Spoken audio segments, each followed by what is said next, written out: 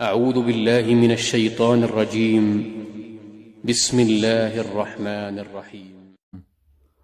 هل ایمان یزید و ینقص؟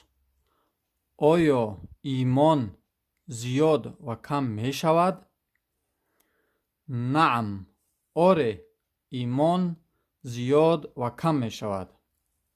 سوال 16. بما یزید الایمان؟ با چی چیز ایمان زیاد می شود؟ یعنی ایمان انسان با چی عملها زیاد می شود؟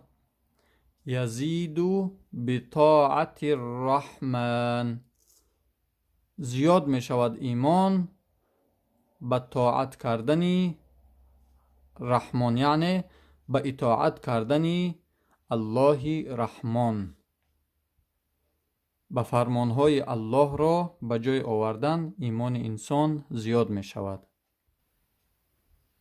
سوال 17. بماذا ینقص الایمان؟ با چی چیز کم می شود ایمان؟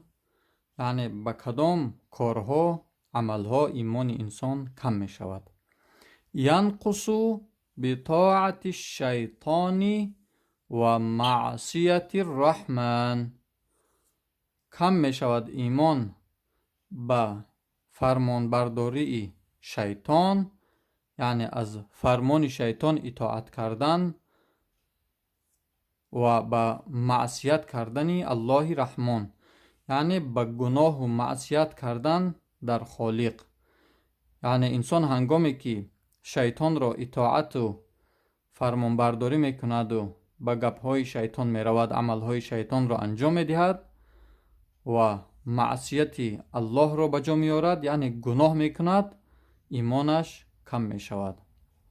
الله مهربان فرزندان ما و شما را عقیده صحیح سالم اسلامی را آموختن را نصیب روزی گرداند.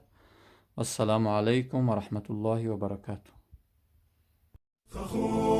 فخور بإسلامي فمنه ارتويت أنا